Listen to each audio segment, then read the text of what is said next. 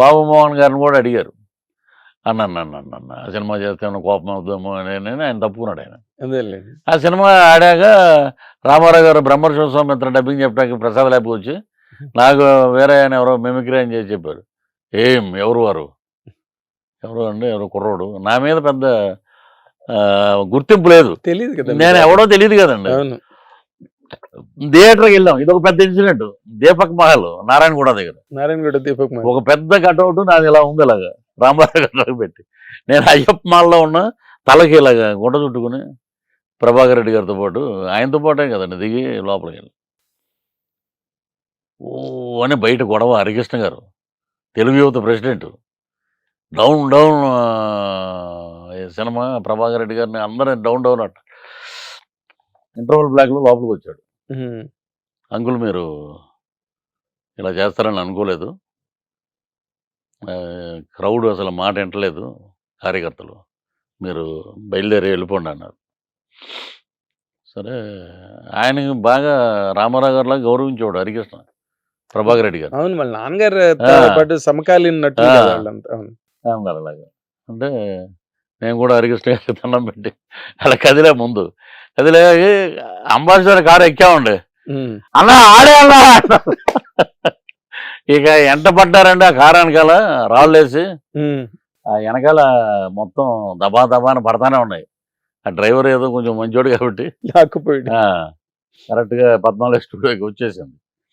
అక్కడ దొరికిన సారథి గారిని కానీ ఇంకెవరో ఆర్టిస్టులు దొరికారు, వాళ్ళందరినీ చెత్తకొట్టేశారండి.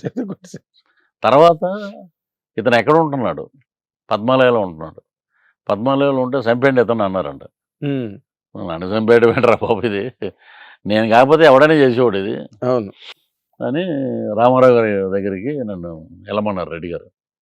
కృష్ణ గారు కూడా ఆయన ఏమండండి అంటే ఆయన ఏమండు సార్ చుట్టుపక్కల ఉన్నవాళ్ళు. సరే వెళ్ళాను, ఇంత పెద్ద సున్నుండలు క్యారేజీలు తీసుకుని లోపలికి వెళ్తే అబిడ్స్లో పెద్ద ఇల్లు. బస్సు వెళ్ళినా కూడా డోర్ వేస్తే బస్సు కనపడదండి.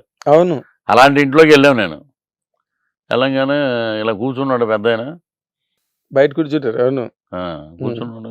చుట్టూరు ఇప్పుడున్న పెద్ద తెలుగుదేశం లీడర్లు అందరూ నిలబడి ఉన్నారు.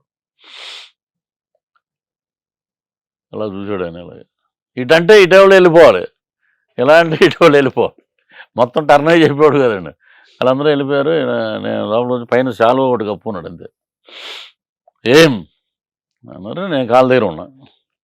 ఇక్కడే ఇలా కూర్చున్నా. ఇప్పుడు మీరు అలా కూర్చుంటే నేను కింద దండేసేసి కాళ్ళకి దండం పెట్టేసి నేను కూర్చుండిపోయా. కూర్చుండిపోతే ఎందుకు చేశారు ఇలాంటివి అన్నాడు. నేను ప్రభాకర్ రెడ్డి గారు, నేను కల్మషం లేకుండా చెప్పాను. తాడేపల్లిగూడెంలో మేము చూసిన హీరోయే మీరండి.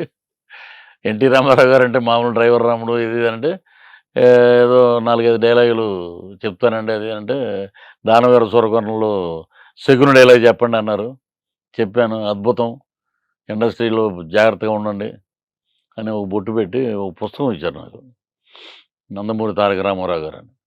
నాకు ఆ పుస్తకం మీద గౌరవనీయులైన పృథ్వీరాజ్ తమ్ముడికి శ్రీ నందమూరి తారక రామారావు గారు, ఆంధ్రప్రదేశ్ ముఖ్యమంత్రి, ఆ పొజిషన్లో ఉన్నాడు ఆయన. మళ్ళీ మేమే బ్రదర్ అంటే ఆయన కాన్ఫిడెన్స్. పుస్తకం ఇచ్చాక ఏమిది అన్నాడు ఆయన. పంపించారండి వజ్రం గారు, కృష్ణ గారు, అమ్మగారు పంపారు. మీరు వారికి మేమంటే అభిమానం, ఇవ్వండి ఇటు. ఒక క్యారేజ్ ఇలా పెట్టినారు ఆయన. ఎంతంత నాగేంద్ర గారు ఎంతంత సున్నుండలు అవి. ఇంత సున్నుండ మనం తింటేనే గట్టిగా తింటే హాస్పిటల్కి అవి నాలుగుకి అంటుకుపోతుంటాయి. ఆయన ఒకటి తీసుకుని మంచి నెయ్యితో చేయించినట్టున్నారు అని మొత్తం సున్నుండ తినేసాడు. టవల్ వేసాడు, తినేసాడు. అది అది ఇవ్వండి అన్నారు. అంతే. ఎంత బాక్స్ అంటే జీడిపప్పు, గుండు జీడిపప్పు బాగా వేయించినవి మన అంతే.